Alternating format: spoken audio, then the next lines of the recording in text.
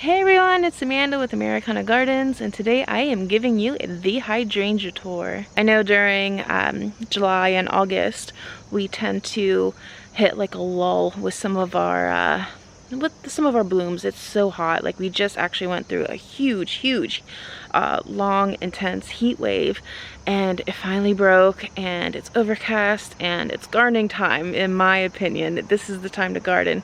But right now the hydrangeas really hold their place in the garden, simply because I mean, look at these fabulous blooms right behind me.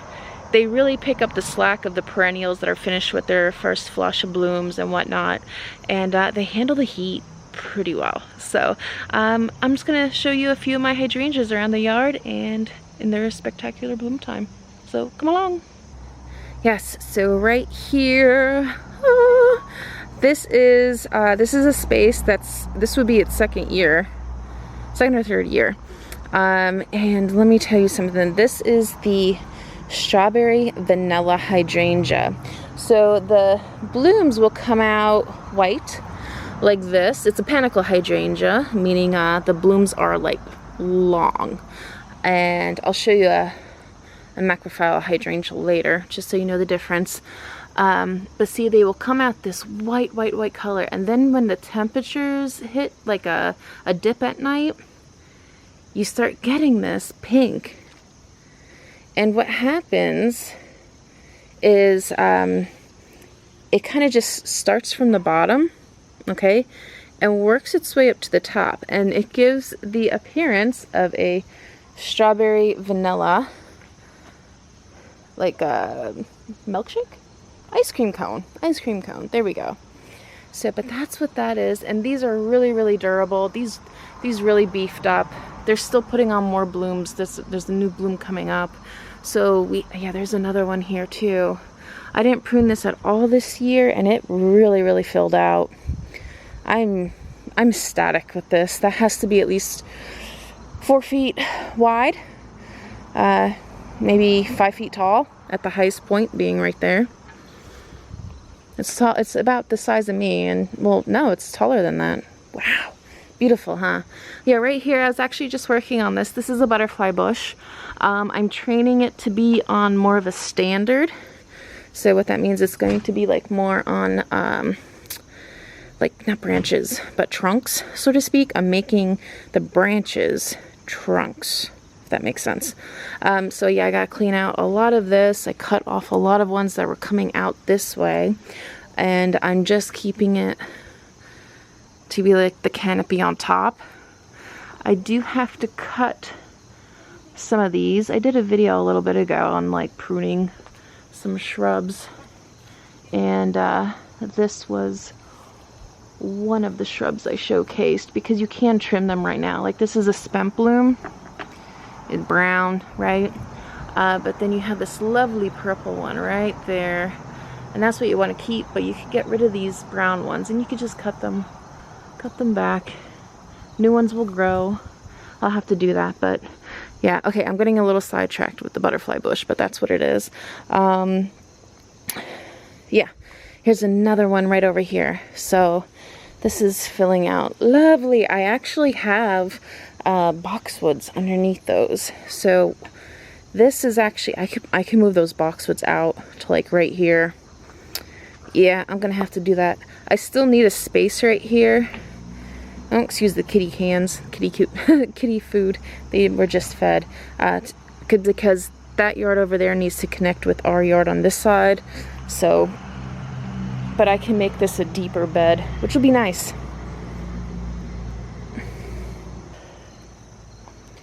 Alright, and here's some more hydrangeas. Yeah, this one is, it actually blooms pretty early. This is a Macrophylla. This is more like a flat, if you will. The panicles are more like cone shaped, like the vanilla strawberry hydrangea that I just showed you, and also this Limelight that I'll get to. But this one is more flat. This is like a miniature Annabel. Very sturdy. It actually blooms pretty early in the season, and it holds, it's more white when it first comes out, and then it ages to this chartreuse green. So I have a few of these around the property, and see, one is flanked right over there too. Oh, hello, kitty. Would you like to say hello? Meow. I used to call you blue-eyed gingers. Now you don't have blue eyes, so I just call you Ginger. You're a sweetie. All right. So yeah, these are pretty durable. These stay small, like 3 by 3, I want to say, 3 feet by 3 feet. So they're pretty nice. They do need a little bit more shade, in my opinion, than the other ones, or else they brown up pretty quick. But let's see here. I know this spot does get pretty rough afternoon sun, like the last hot part of the day. But honestly, if you just like do that, like snap off a branch of the dead bloom, the plant will be fine. Yeah, here's another one. You just kind of go down to where there's new leaf growth and just, you know, pluck off the dead. That's it. And I'll just put that down there to fertilize the soil. Why not? So I guess I should talk about this. This is Macrophylla hydrangea, mop-headed hydrangea. There's no blooms on this. Why is there no blooms on this? Because this got hit with the late frost that we had in the spring. So the new buds, you know, essentially they couldn't bloom because the frost killed them off. But this is turning out to be really nice shape, and the foliage is still nice looking. This is a good spot for it, but I just really need to protect the mophead or Macrophylla hydrangeas better in the spring. Frost can be tricky. But I actually do have some of these in bloom in a different location in the yard because they were actually protected by the frost. So, moving on over here. This is a wonderful, beautiful, lovely, lovely plant. Sorry, why can't I think of the dang name? This is the Limelight hydrangea right here, baby. This is all the rave. It actually comes out like a chartreuse green, and then it starts getting little tinges of pinks in it.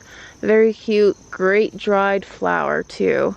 This is actually on standard, which means a tree. There's the one trunk right there. I know it probably looks like silhouette to you guys, but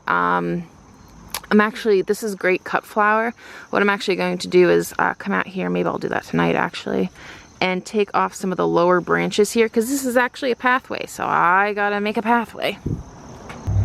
But I actually have a few of these around the property, so yeah, I'll actually have to do a pruning video too when it's that time, because I really gotta make a pathway here, guys.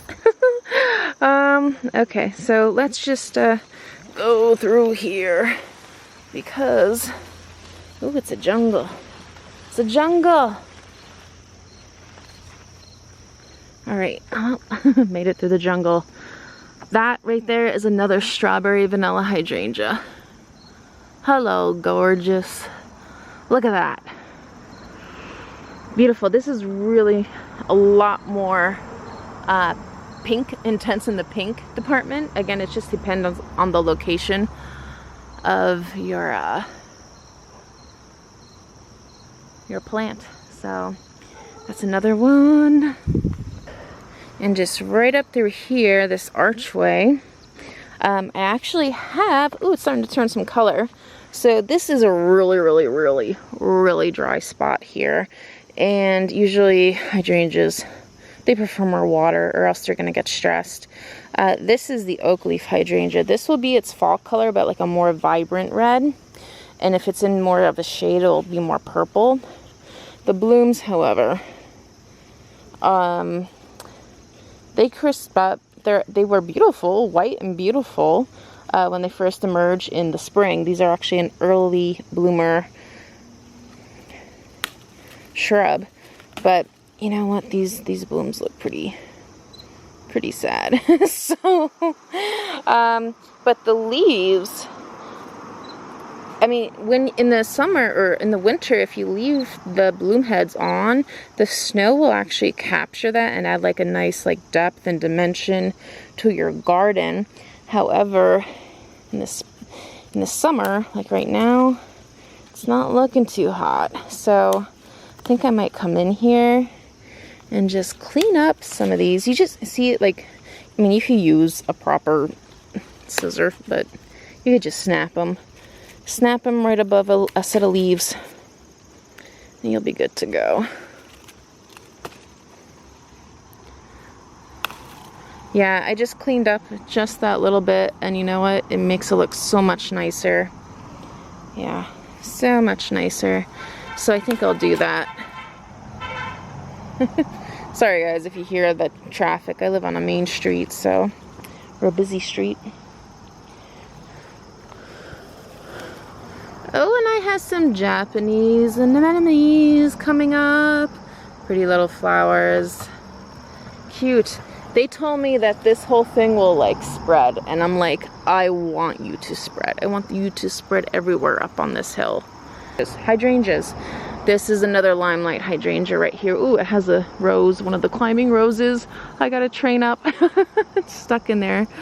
But yeah, I mean, this is on a hill, so it kind of like flops a little bit downward, but that's okay. That is absolutely okay. Beautiful. And you know what, they pair so well with these butterfly bushes. Although the butterfly bush doesn't need as much water as a hydrangea, once it's established, it'll be fine. You just always plant these babies, these butterfly bushes above ground a little bit.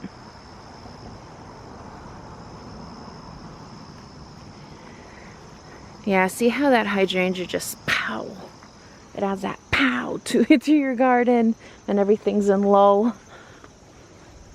My little rose garden area here, the roses are kind of bloomed out, but you can see the hydrangeas really pick up the color. So, kitty's down there playing. I got a grapevine. I was hoping for some grapes. Not this year, but maybe next year. That'll be great. Oh, I do have a hydrangea in here. This is this pokeweed. I gotta get rid of this. I mean, it's kind of gnarly looking, and it is beautiful, but I have enough in there. And I got stuff in here that I don't want to be choked out by. You know, like this hydrangea on standard again. Look at that. Beautiful colors, guys. Really nice. Yeah, I gotta get a hold on this pokeweed. I mean, it's native and it's nice. Like, it's so unique and different. But the birds, they spread it so fast. Tell right now, this is, well, this is my driveway, but it's lined with these vanilla strawberry hydrangeas on standard. Look at that. Beautiful. Beautiful. That one actually has some suckers I gotta cut off of it, but oh, well, here's like a new fresh bloom, right? Nice white. And then it gets that pink when you get the cold temps. There's another one. So the thing I noticed with these vanilla hydrangeas, though, I will give you a tip on that, is that these are not nearly as strong to hold up to weather. In terms of like rain, like they'll flop easier than the Limelight hydrangeas, but they're still worth it. Don't cut the stems too far down when you're pruning. Let the stems harden, and that'll help like make it more durable. Yeah, oh, this one's so nice. It has like a good mix of colors. The white, the pinks. I mean, look at that. Beautiful. Ooh, I think that might be a screenshot, guys. That's probably a screenshot.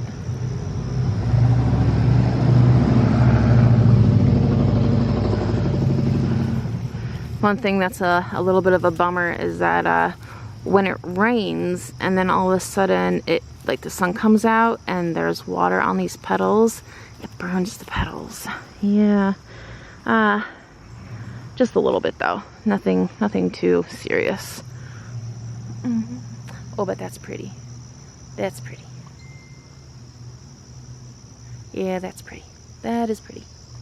Just up here on the end of my driveway here, these got damaged because a trash bin fell on them, so they kind of leaned a little forward. These are these miniature Annabel hydrangeas. And again, you could just pick off the dead ones, or the burnt ones, really.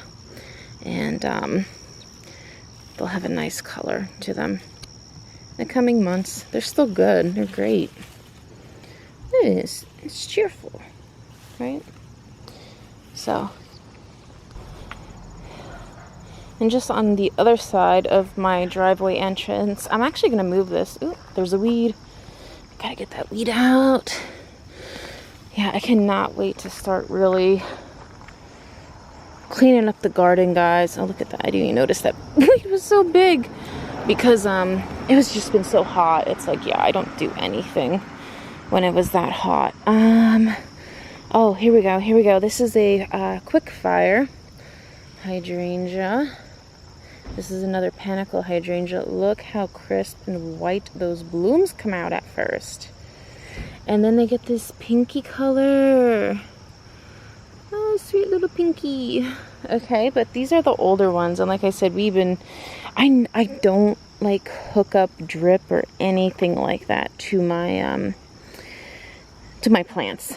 I get stuff that I don't need to really worry about. I mean, they get fried in the summer like this. It's gonna happen. Because I know cooler temps and more rain will come, and then we'll get more blooms like this. So, but these are sweet little flowers, aren't they? So that's the quick fire. The one thing about, okay, I mean, the blooms are pretty and everything, but the quick fire, the foliage in the fall is a mixture of red, orange, and yellows, and it is just beautiful. This has the top foliage for the fall of any of the hydrangeas. So quick fire. Coming back down the driveway, we have the hydrangeas over here, the strawberry vanilla on standard, but also on this side here I have the macrophyllas. Now again, I really need to protect these better, but these are the colorful ones that you may see in the store.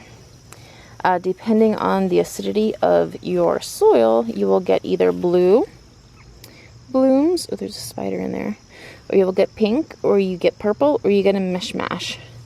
So very, very pretty blooms, great for drying and putting in wreaths and stuff. See, I got like a mixture of blue right down there, then more like pinkies up there.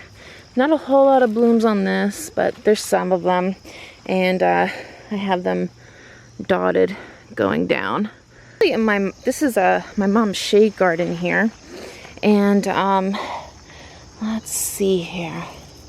Yeah, I mean, they're beautiful when they first come out, right? But now it's brown, and honestly, it's like,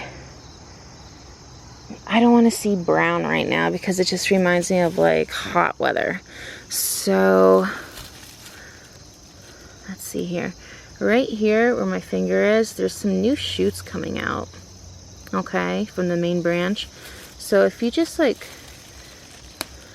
pinch that off, I'll have to pick these back up later because they actually will self-seed. But anyhow, this is actually a native. This is the Oakleaf hydrangea. So yeah, see, I'm cleaning up. Look at that with the leaf. That's so wild. So yeah, just cleaning up a little bit. I'm probably gonna do that with this type of hydrangea just because I don't want the brown. I don't want to look at brown. I mean, during the winter, like I'll leave the other hydrangeas up, especially like the panicle hydrangeas, because they're very much more sturdy. And that way, those could at least catch the snow and leave like a nice a nice winter presence there. Yeah, I think the leaves are so wild. Look at them turning colors. Look at that. That is so wild.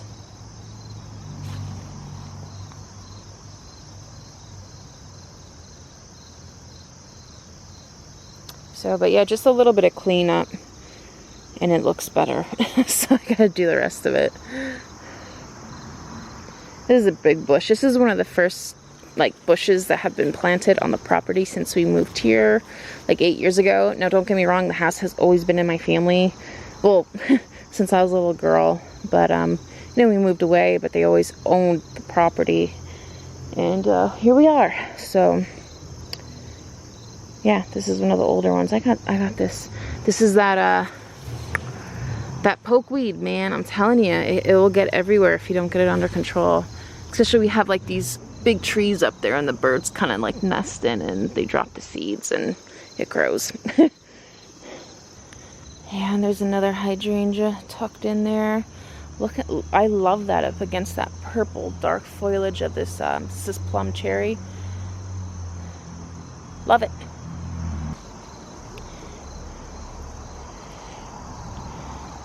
Another limelight, but this has more of like a it is a limelight, but it has more of like a apricot kind of color to it. Less pinky, more apricot-y. Yeah, this is less pinky and more apricot-like. Although on the camera I just noticed it definitely looks more pinky, but in person it is more apricot-like. Nah, that's a miniature one. Good for right here. Just right over here, I got some bleeding hearts blooming again. Woohoo! And the sedum's gonna be coming along. Great.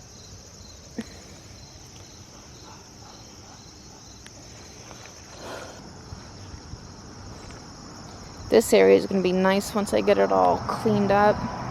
It's really weedy here. The mulch I put down just produced so much weeds. It had been like infected with something. So, yeah, but look how they just brighten the space. Oh, and here's a spirea shrub. Yes, these are the old blooms, like the brown ones. Obviously, they're old. So just get rid of that. And look at this is the fresh new blooms that are coming out. I love spireas. They're so underused. And also, I'd just like to add that one of the good things about hydrangeas is that they are a shrub, so they tend to be like less demanding than perennials, herbaceous flowers, in my opinion. But I think if you really sit back and think about it, you would agree with me on that one. So I hope you enjoyed seeing some of the beautiful hydrangeas in their peak. I'm always going to be adding more. They're so reliable. They're so reliable. They're great for making privacy hedges.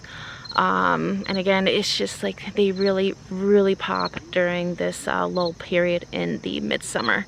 So hope you all enjoyed the tour, and if you want to see more garden content, hit subscribe. And also, yeah, and I do some like vintage thrifting, house plants, garden tours, garden work. So if you're into that, hit subscribe. Until then, check you later.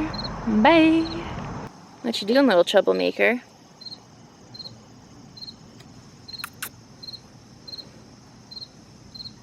You're cute. You're not as cute as my bunnies, but you're cute. No offense. Yeah, guys, just see that.